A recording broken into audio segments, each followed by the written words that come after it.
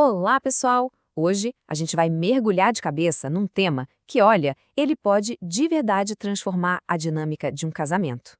Vamos falar sobre como encontrar contentamento e paz, mesmo com todo aquele estresse da rotina do dia a dia. Pois é, essas perguntas talvez toquem numa ferida bem real aí na casa de vocês, né? Sabe como é? A rotina, as contas, as pressões de todo lado, tudo isso vai criando aos poucos um ambiente de cansaço, de distância. Se é assim que vocês estão se sentindo, quero que saibam de uma coisa: vocês não estão sozinhos. O estresse muitas vezes vira aquele ruído de fundo, sabe? Aquela coisa constante que a gente nem percebe mais, mas que está ali, minando o relacionamento. E o pior é que o mundo em que a gente vive parece que normalizou isso, não é verdade? A gente até começa a pensar que, tá estressado é só o preço que se paga pela vida moderna. Mas olha, a palavra de Deus nos mostra que existe um caminho melhor. Um caminho de paz que não depende de jeito nenhum das circunstâncias lá fora, mas sim de um coração que aprendeu a estar contente. Ok, então vamos fundo nisso.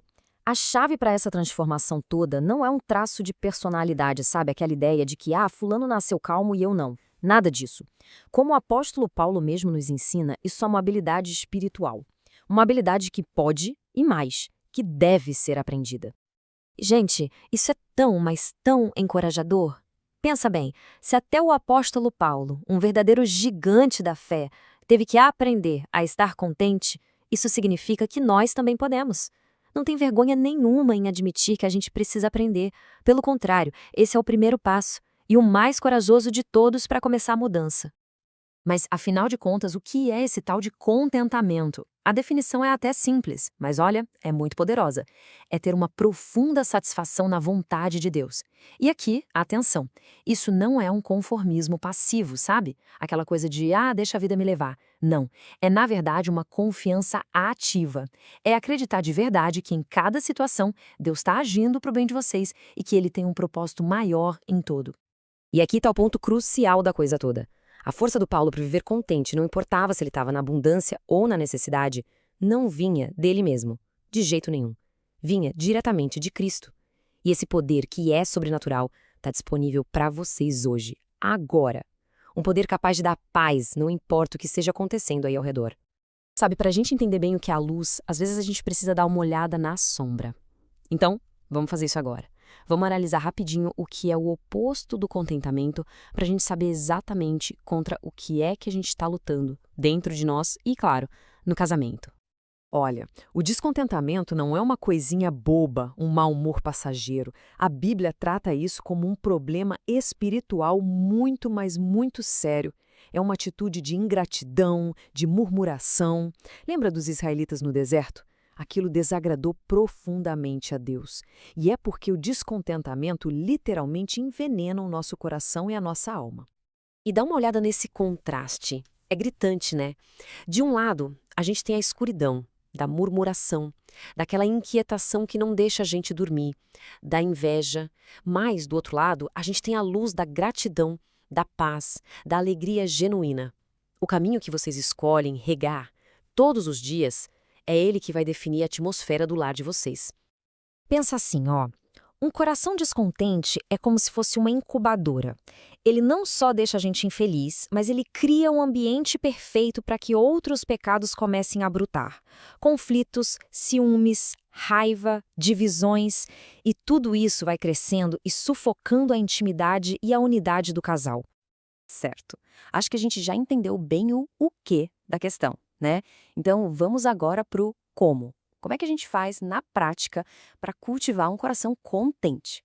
Como é que a gente arranca de vez essas ervas daninhas da insatisfação? Essa jornada toda se resume a duas práticas que são, fundamentais e transformadoras. A primeira é uma batalha que acontece aí dentro, na sua mente.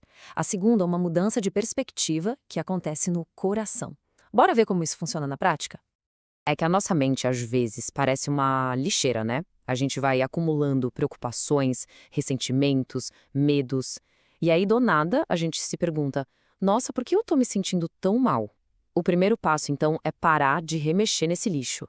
É tomar a decisão de controlar os nossos pensamentos, em vez de deixar que eles nos controlem. E o legal é que a Bíblia nos dá a receita exata para a gente substituir esse lixo mental. A ideia não é só esvaziar a mente, deixar um vácuo. Não, é preencher esse espaço de forma intencional com tudo que é verdadeiro, nobre, justo, puro. Isso é uma disciplina espiritual que de verdade muda a química da nossa alma. Agora, a segunda prática, essa é simplesmente genial na sua simplicidade. Pensa comigo. Em vez da gente ficar lutando para mudar as circunstâncias para que elas se encaixem no que a gente quer, a gente muda os nossos desejos para que eles se encaixem nas circunstâncias que a gente já tem. É uma inversão total da lógica do mundo, mas é aí que está o segredo da paz. E olha só como fazer isso. Primeiro, a gratidão ativa. É falar mesmo, verbalizar o agradecimento por tudo que Deus já deu a vocês. E segundo, a subtração. Em vez de ficar pensando, eu seria feliz se a gente tivesse isso ou aquilo, vocês decidem ativamente remover esse desejo da lista e dizer, eu escolho ser feliz com o que Deus nos deu hoje. Isso muda o foco, tira da falta e coloca na abundância que vocês já têm. Beleza, mas aí vem a pergunta de $1 milhão. Como colocar isso em ação, tipo, agora? Chega de teoria.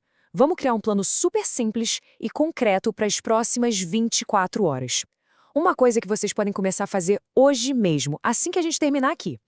Tá aqui, um plano que leva menos de 20 minutos. Sério, 10 minutinhos para vocês se conectarem, sem celular, e praticarem a gratidão. 5 minutos para se ancorarem na palavra de Deus. E só 1 minutinho para se renderem juntos a Ele em oração.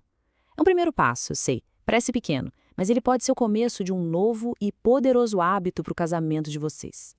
Olha, se vocês puderem guardar só uma coisa de toda essa nossa conversa, que seja isso aqui. Contentamento não é sobre ter uma vida perfeita, é sobre confiar em um Deus que é perfeito. É escolher descansar nas promessas dele, não importa quais sejam as circunstâncias. E para a gente fechar, vamos nos firmar naquela promessa suprema que torna tudo isso possível. É o alicerce, a base de tudo, onde o nosso contentamento pode ser construído com total segurança. É isso. A base de tudo é a presença constante de Deus. Ele não promete que a gente não vai ter dificuldade, não. Mas ele promete que nunca, jamais vai nos abandonar no meio delas.